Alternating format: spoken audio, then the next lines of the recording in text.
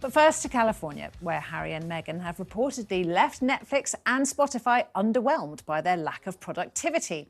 Even staff working for the couple's Archewell Foundation claim the organisation lacks direction, with the Duke and Duchess of Sussex surprised by the work that's required to finish entertainment projects.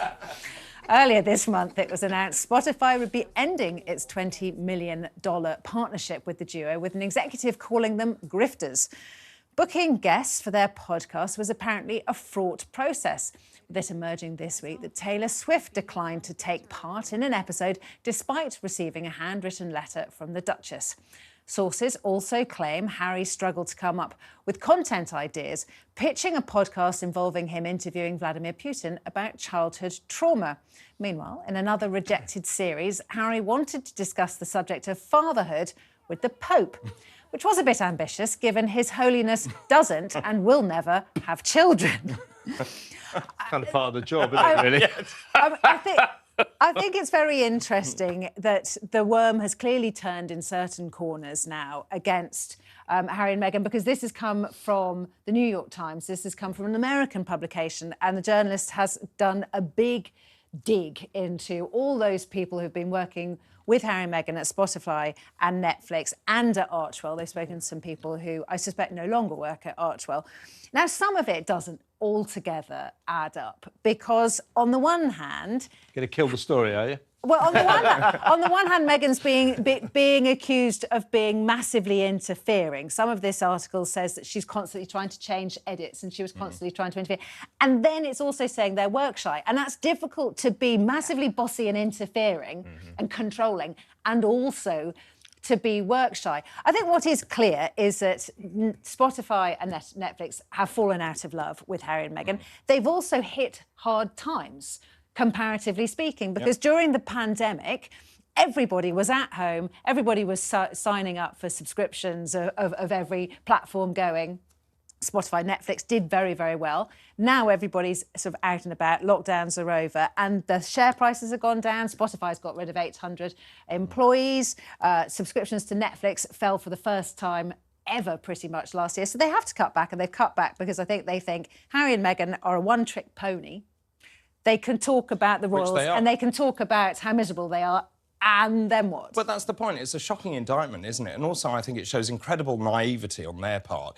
Television is very difficult to make, as we all know, and actually it takes a very long time, and you have to be part of that process. And the idea that you can be an exec producer and say, oh, just change that, you have to know what you're talking about. They have no experience of what they're doing, and also all their roster of programmes is based on their own experiences. Now, that is only going to sustain for a particular time, but also in the pitching process, and I've done this, and I've done it in LA, it is incredibly competitive. You have to have some brilliant ideas to get one away. Now, obviously, the one thing they do have is connections. Now, the point is that actually with those connections, can they turn this around? Yes. Stand back, get some great people in and pay them, you know, really well. Here's the deal. I mean, it was the Wall Street Journal, by the way, not the New York Times. Well, details we tell. You're quite right, David. Television is difficult to make. I mean, you can't just put 5 people in a room and point cameras at them. Oh, wait a minute. Taxi.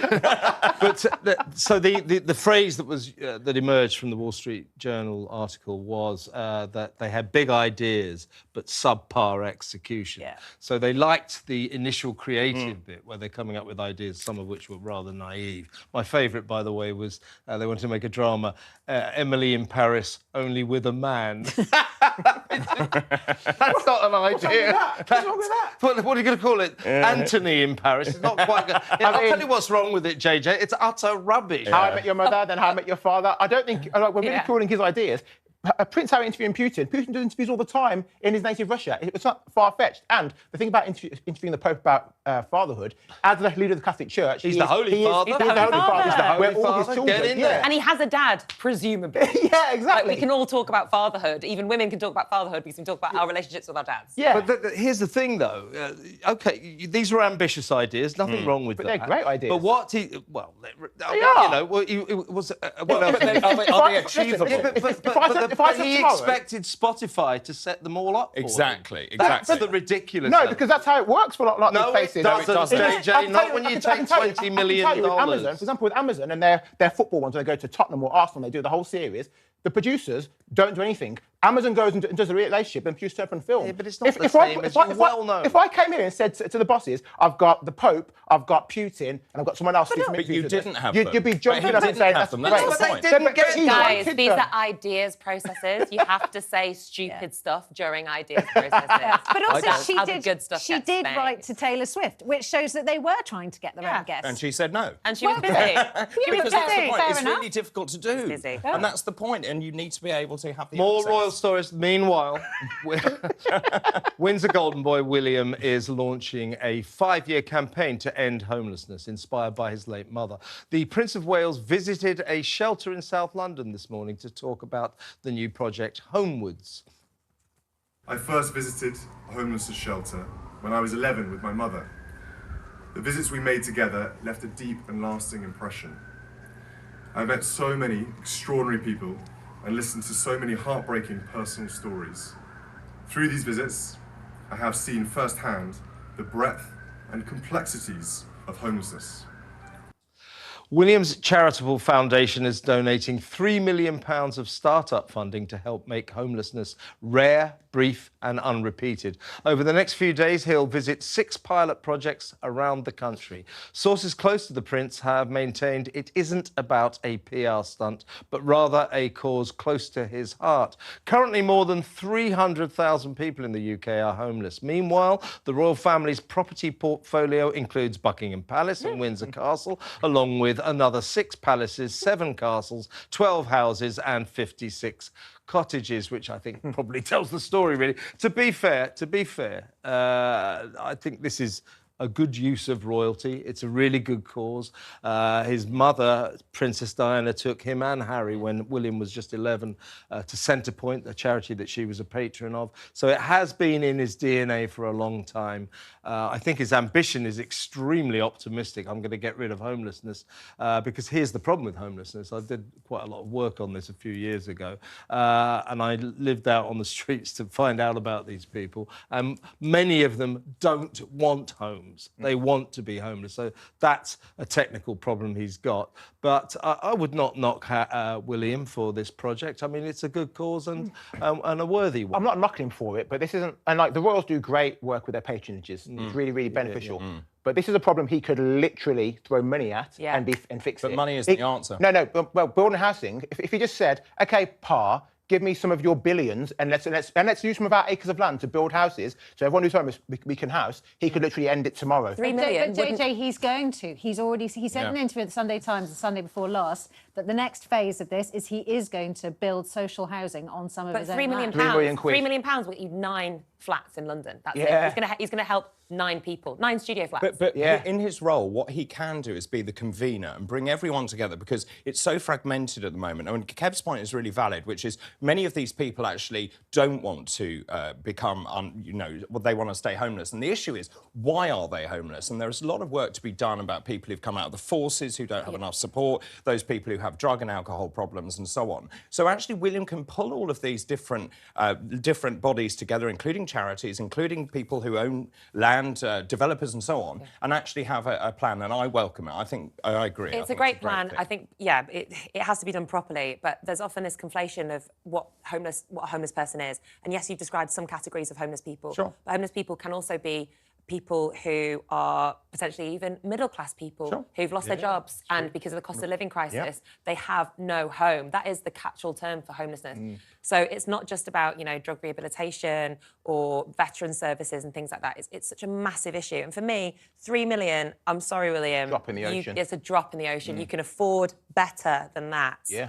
I agree, it needs more money. Yeah, but it is much more about trying to find solutions and trying to get the best brains together and come up. And he's doing it in 6 Social different... housing. Six Labour have been talking about it for ages. Yeah, but politicians aren't talking about it at all. And that is another interesting area in that they aren't meant to get into politics, they, the royals. Yeah.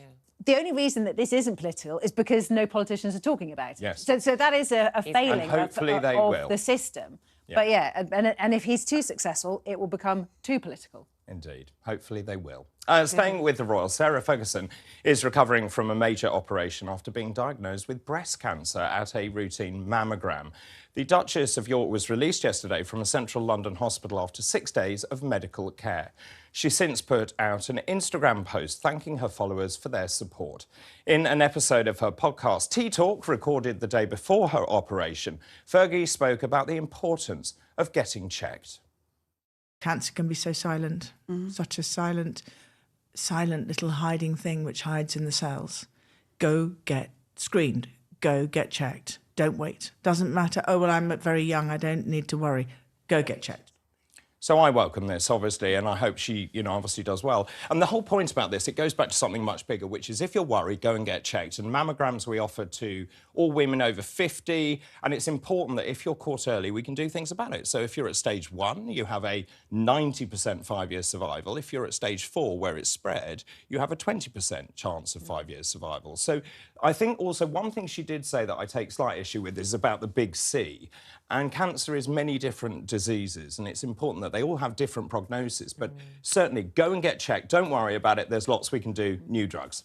I thought her podcast was actually, because I listened to it this afternoon, and it's very typically her. She is a good talker, and she's very effusive, and she's very open, and she probably overshares. But the story was a very relatable story. It was only 2 weeks ago. It was when it was really hot. She said to her sister, "I've got to go and have a mammogram, and it's too hot, and I can't be bothered." And her sister kind of bollocked her and said, "You've got to go." And then she was saying afterwards, Apologies. You can say that. Not sure you can. You can say it. "Well, I can talk about testicular cancer if it makes sense." Which, again, is a very important cancer. It's very important. But she was talking about her father, who died of prostate cancer, and he, after he'd been diagnosed, decided to go public and talk about getting checked. And all his friends told him he shouldn't have done it. Why? Because it was back in the day, and he was talking about prostates, and it was too personal. And they all said, "Oh, Ronald, you shouldn't have done that. You should have just shut up and gone quietly." And this is the big problem. My dad died of prostate cancer, and he didn't tell anyone